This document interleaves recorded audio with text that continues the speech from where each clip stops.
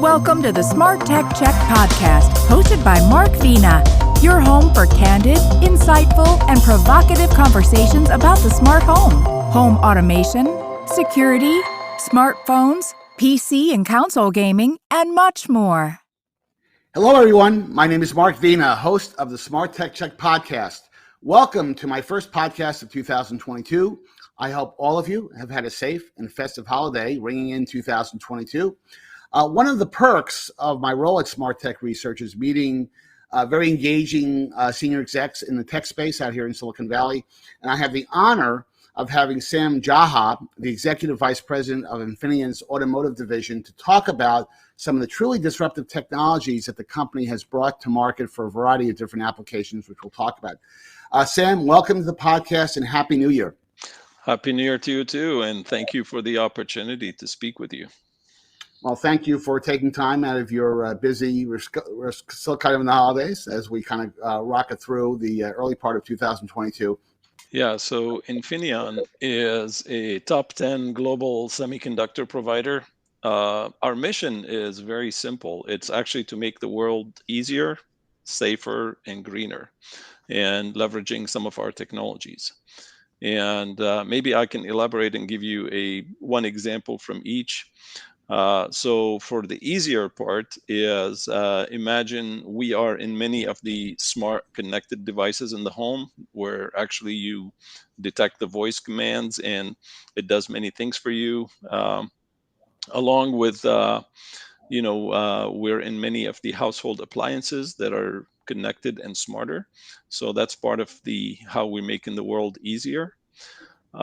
Safer. We are actually in many applications like we're in the e-passport, U.S. passport. We are in many of the credit cards, bank cards, and as well as some of the smart locks. And also some of our microcontrollers that are in cars, they're very secure. And this way we make sure the cars don't get hacked. The greener, that's actually now the new focus. And actually, Infineon is one of the first companies that have pledged to be carbon neutral by 2030. Mm-hmm. And that's a big deal. That's a very aggressive goal. That requires a lot of coordination and effort for, including how do we even make our own manufacturing carbon neutral, along with, some of our products, how do they help, the environment and fighting climate change. So there we have many chips and actually many products in specifically electric vehicles. Actually, the more electric vehicles there are, the more our chips are used. We have developed a CO2 sensor that works with the intelligent HVAC, heating, ventilation, air conditioning, and it helps building management detect the amount of carbon in the rooms. So, so these are some variety of some of our products. So hopefully this gives you a feel for who Infineon is and some of our products. No, that's terrific. And honestly, I mean, even as I've kind of, researched your company and have spent a lot of time understanding what you guys do, it's just amazing the portfolio that you have. And just real quickly, a big announcement in Infineon's history last year, the big milestone was the Cypress acquisition, which you know a little bit about, just a little bit about, which we'll get into in a second. But how is that going, just at a high level? Yeah, it's going very well. Well, I mean, the theme really started with Infineon. Part of wanting to make the world easier is to enhance the IoT, and there's a lot of the products that are complementary. That when you bought Cypress, it's the combination of the chips that Infineon makes plus the Cypress makes. It gives us a much stronger foothold in IoT.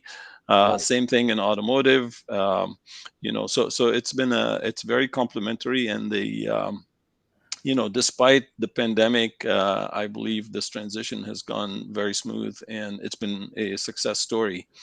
And we're also leveraging the Salesforce, combined Salesforce, if Infineon is helping with a lot of the cross-selling as well. So it's interesting, and this is going to be a low tech analogy, but I see there's so many acquisitions that happen in the tech space. I mean, you can't turn your computer on and not see an email, company A bought company B, and very often, many times the acquisitions do make sense. And you say, okay, I got it.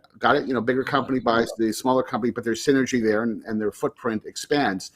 But it's really like Reese's Pieces, Reese's chocolate. Chocolate's great, peanut butter's great, but when you bring it together, it really is a very compelling offering. And again, we're going to get into the portfolio in a second. But no, I'm sure you guys have got a lot of work to do this year in kind of completing the acquisition and getting all that work done. But obviously, there's tremendous synergies.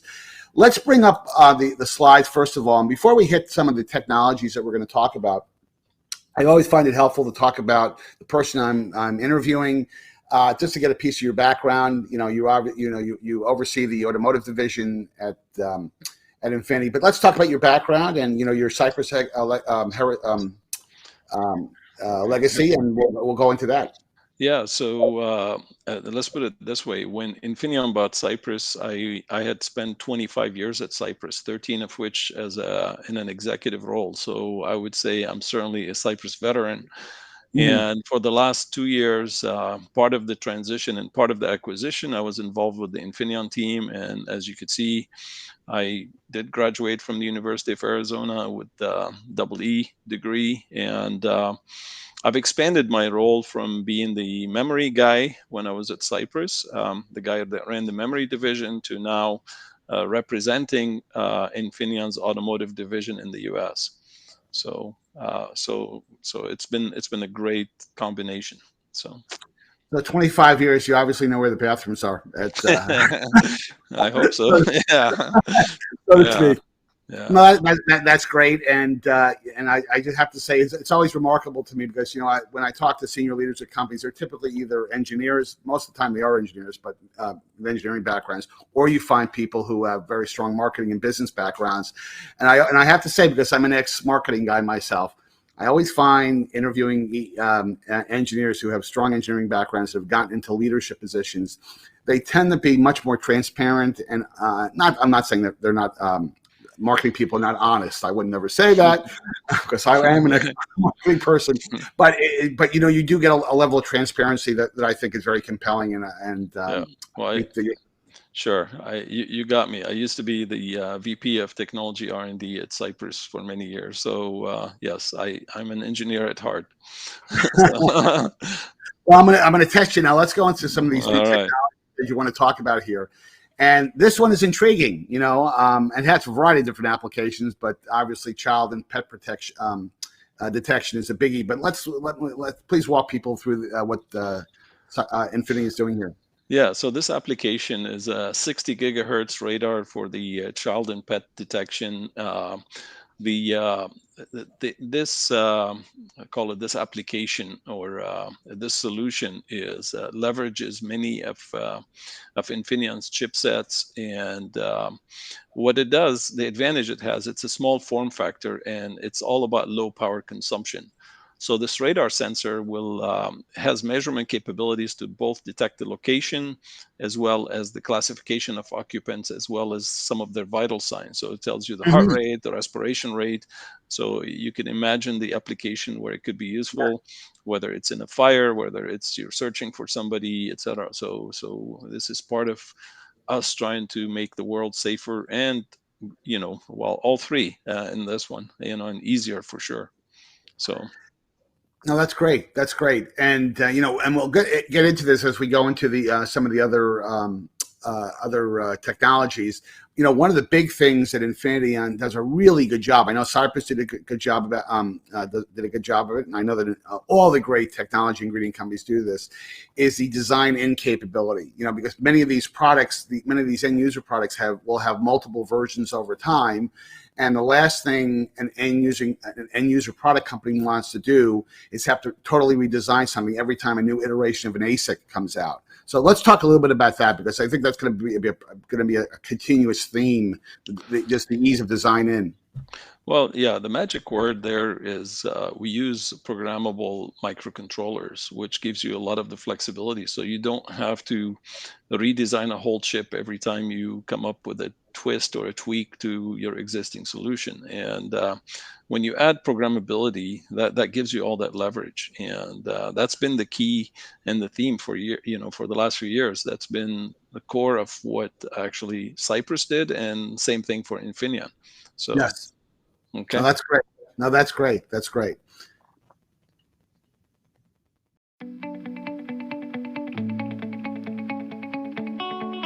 My name's Michael Thomas. I'm a lead principal field application engineer with Infineon Technologies for radar systems. Today what I want to talk about is our 60 gigahertz radar, which is our BGT60 ATR24C. This is a fully automotive qualified 60 gigahertz radar. And the application that we are using this for today in our demo is for in-cabin monitoring systems, and specifically for child protection devices. So here we have our 60 gigahertz radar module. I have a webcam viewing the scene. And then we have our GUI where I'm showing the webcam, the depiction of a vehicle where we're monitoring the rear seat locations, and then there's vital signs for the occupant locations in the vehicle as well. So what I will do now is turn on this infant doll that will simulate the respiration of a baby in the vehicle. So the infant shows up in the vehicle. We see to the left the vital signs, respiration and heart rate are being detected. And then I can also enter into a rear seat location, and I should also show up as an adult within the vehicle. And if I leave the vehicle, the location of the adult should also leave the vehicle. What we're showing here is we have a very nice solution for in-cabin monitoring systems. And this product is in production today and available for Tier 1 suppliers and automotive OEMs to utilize or implement in various of the similar systems for their automotive applications.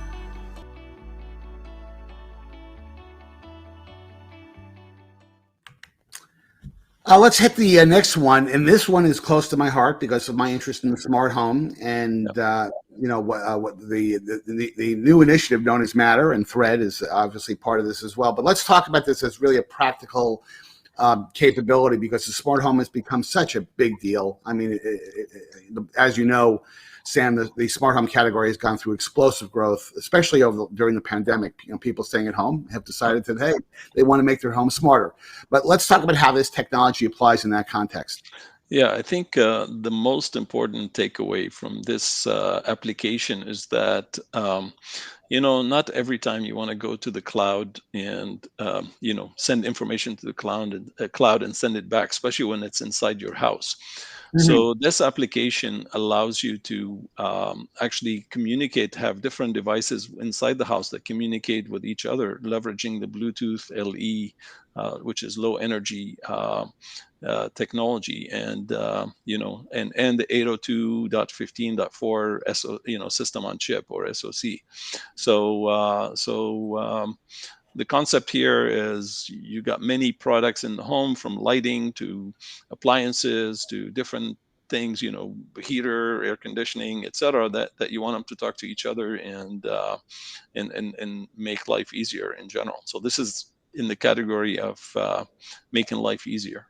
So, and you may just want to spend about 20 seconds on explaining what a system on chip means, because that is when I say relatively new, it's something that's happened probably over the last 10 years or so. This whole idea of, instead of having disparate, subsystems in a device, like a classic PC back 15 years ago, you had a graphics card, you had a CPU, you had storage, you had, I won't use the phrase yada, yada, yada, but that's what I mean, yada, yada. You had a lot of different ingredients.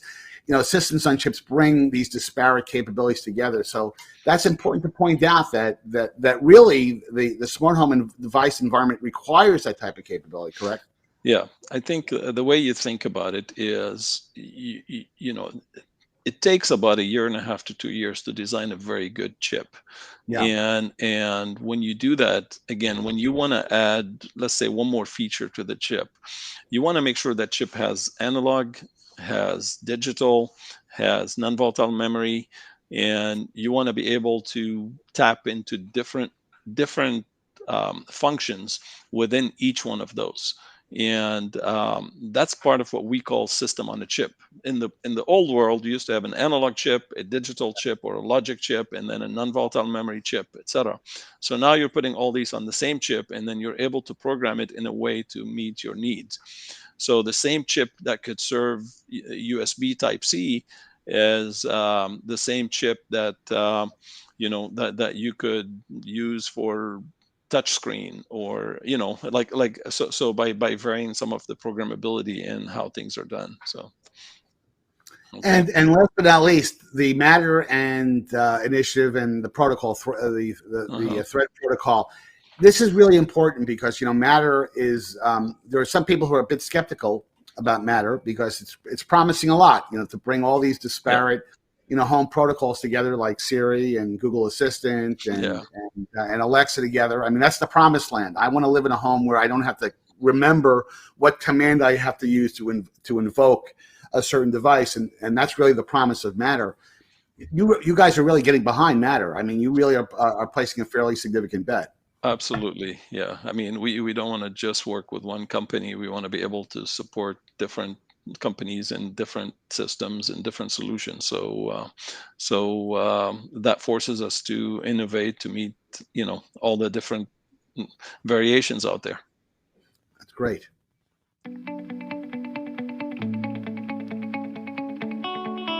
Well, this is Dilly Sharma with Infineon.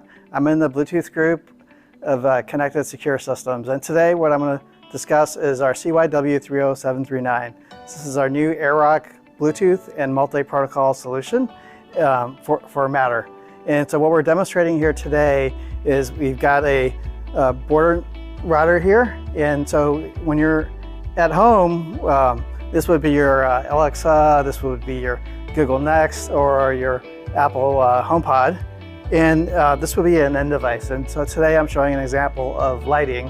And so we've got an AirRock CYW30739 module, which is here. And we've got that placed inside the hub of the lamp. And so what we're trying to do with this device is make it seamless to get to the home. And that's really what Matter is trying to do, is bridge all these ecosystems, whether you're on Alexa or Google or Apple, and to make things interoperable. And so this is really exciting, and we're glad to be part of that. And so what we're showing here is the lamp being controlled through the Matter network. And I'm gonna go turn it off.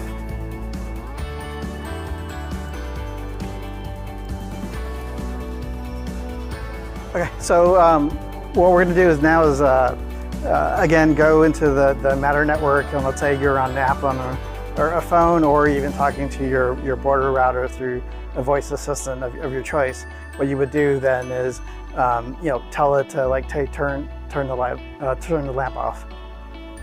And so I'm going to simulate that by sending a command to turn the lamp off, or actually turn it on. Again, thank you for seeing our demo. And again, this is the AirRock CYW30739 Bluetooth and multi-protocol solution for Matter from Infineon in a lighting application.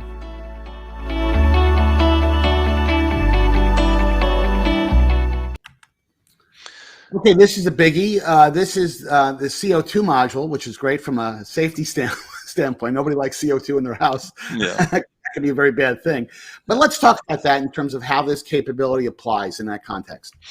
Yeah, so the technical advantage that Infineon has is we have a very accurate CO2 sensor, right? And the combination of that with the USB allows you to actually have a pocket size or portable CO2 monitoring system that captures the carbon emission in any environment.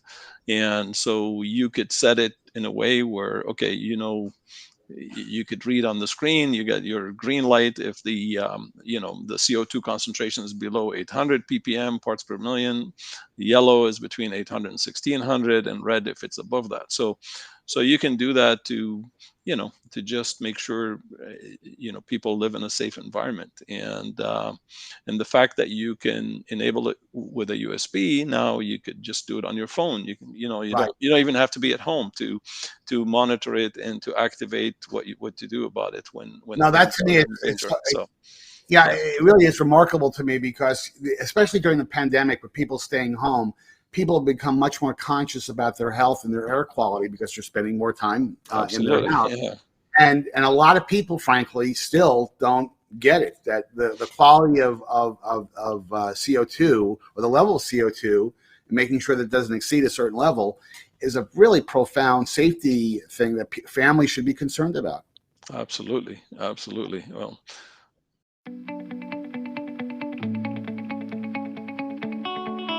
Hi, my name is Kim Lee. I'm Senior Director for System Applications for our Sensors product division, and today I'm going to be talking a little bit about our CO2 sensor. So as we are living right now in this pandemic, and going out and always monitoring or always concerned about the quality of air around us, one of the things that Infineon is doing is we're trying to make life greener and safer for us as we're living. And one of the things we're trying to do is improve our sensor technologies. And one of the things we have is a very accurate CO2 sensor that has a value of having the most accurate CO2 measuring in a form factor that's very small, and allows us to put that in a very simple to use module, which I'll demonstrate shortly. The advantages of that and advantages of our technology is it's a photoacoustic spectroscopy technology that basically allows us to get very accurate ppm measurements of CO2 in the surrounding area compared to some of the incumbent technologies like NDIR, electromechanical, and so forth. And with this technology, we're able to basically produce pretty accurate readings in commercial and consumer products. And as we are walking around, going into restaurants, going out, we want to be able to monitor our air quality. That's a big thing now, where I think a lot of people want to know what's going on outside and around them. So here, let me demonstrate kind of the couple of things we have. This is what the actual product looks like. This gold can that you see here, that's basically the product.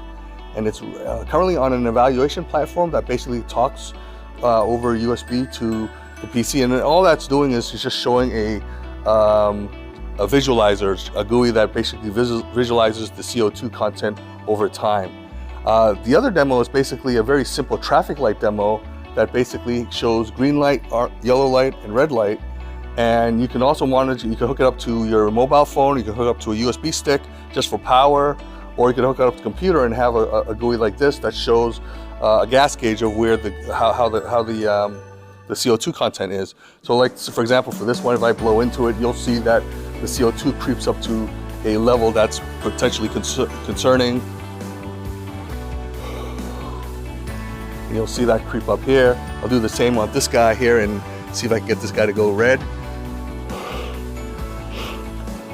You'll see some activity here as it's refreshing over time, and you can adjust the refresh rates again however you want. Usually you want it to make it kind of autonomous, where you have it run every few seconds, and you can see that as I was blowing in, you can see as the CO2 level climbing to a certain level. Here, the gas gauge is already at a concerning level in unhealthy conditions. When I breathed, must have had a bad lunch or something, but the CO2 content is certainly something to be concerned about. Now, in this big room here, where you're monitoring a large area, this allows the building management system also to ventilate the room if there's enough CO2 that's in the room to make people groggy after lunch or during meetings or anything like that, where, hey, there's too much CO2 in the room, let's ventilate the room and get the CO2 down to a safe, reasonable level. So as you can see here, the big spike that I gave to the unit, and over time, because I'm ventilating it, and this will go back down, and it'll go back down to a safe level. So now the windows are opening and all that. So anyway, this is basically a real quick snapshot of our demo. The product is shipping in production. Again, it's targeted for consumer products, low power, low form factor, and very accurate. You can find this on www.infineon.com/CO2.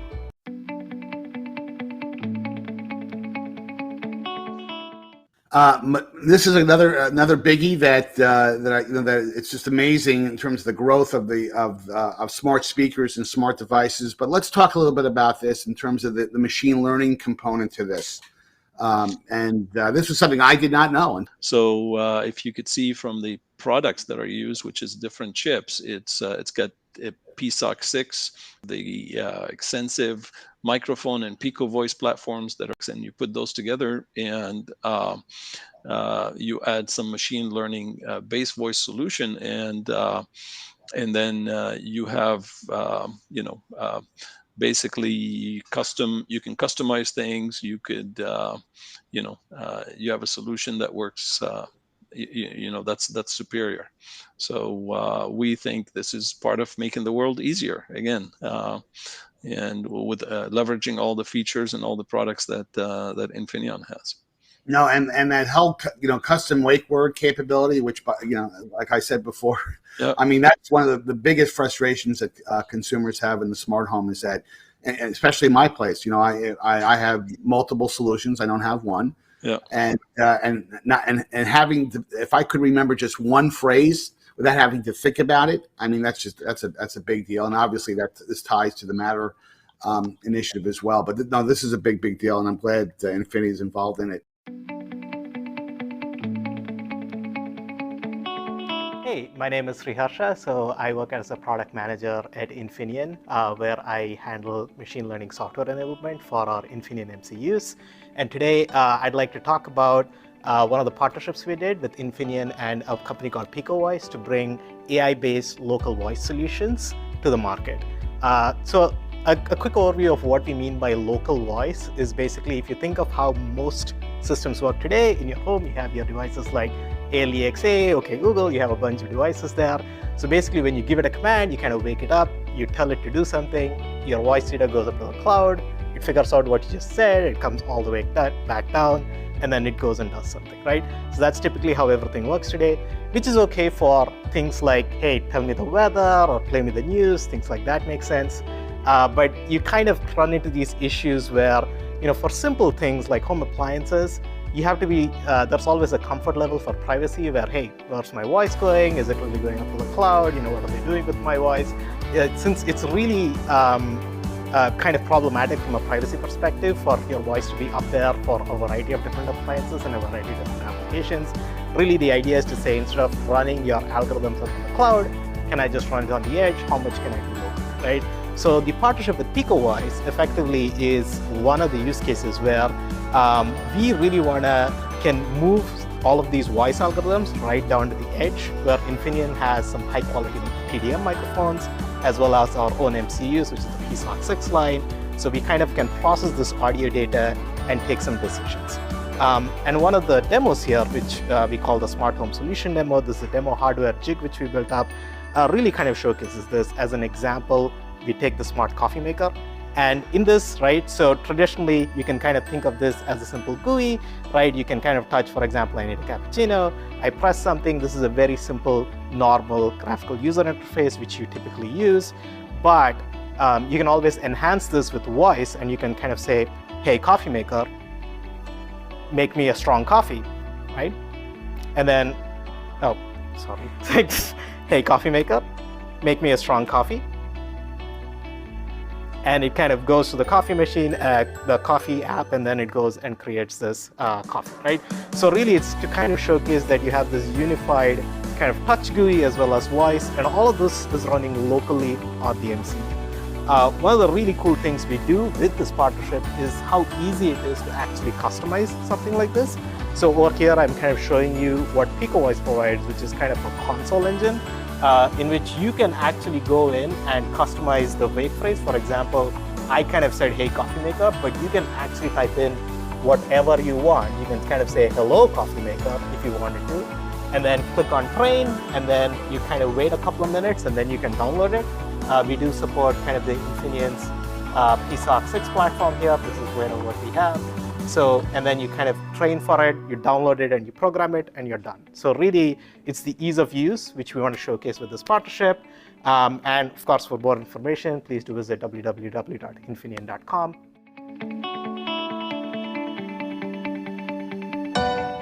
So let's talk a bit about audio amplifiers. Now, this is an important space because, again, smart speakers have been a huge, but also smart entertainment. Amplification sometimes is something that tends to be overlooked a bit, honestly. So I think that's interesting. And then, of course, there's a green component to this that obviously is, makes a lot of people happy because the technology is being very mindful of the environment. So let's talk about how Infineon is playing a role there, Sam. Yeah, I think here what probably the most important feature is the low power of our audio systems. I mean, many companies have different audio amplifiers, right? But ours is, we're focusing on how do you make it consume, how do you make your battery life last a lot longer? And if you want to look in, also without adding a heat sink and all that, because that heat dissipation is going to hurt you. Hurt the environment. Can you do it without inductors? So our Maris portfolio of audio amps, we offer a variety of solutions there, and that's one of the area of strength for Infineon.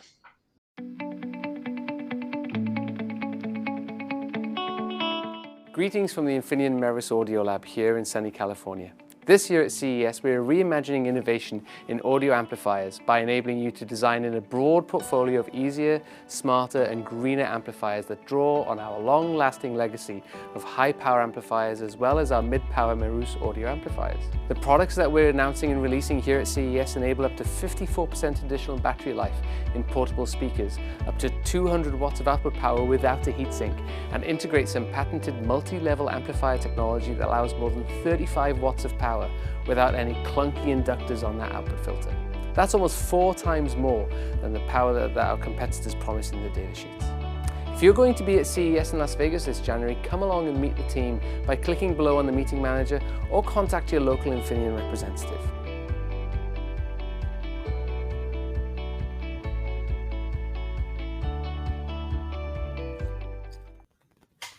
So, Sam, this was great. Before we sign off the podcast, do you have any closing comments that you'd like to make before we sign off? Sure. I think you just saw, I call it the beginning of a very wide portfolio of solutions that leverage many of our innovative products. We have what we call synergy applications that leverage a variety of products and solutions across our portfolio. Feel free to obviously visit our website at www.infineon.com and or reach out to any of the sales guys, or we're happy to help you there. But I appreciate the opportunity. Well, Sam, listen, thank you for taking the time to join me for today's podcast. Obviously, there's lots of great things going on there, and I am sure this will not be the last time we chat. For our viewing and listening audience, please make sure that you hit the like and subscribe buttons at the end of today's podcast. And don't forget to follow me on Twitter at Mark Vina Tech Guy. And until next time, have a great week and Happy New Year. Thanks again, Sam. Thank you, Mark. Bye-bye.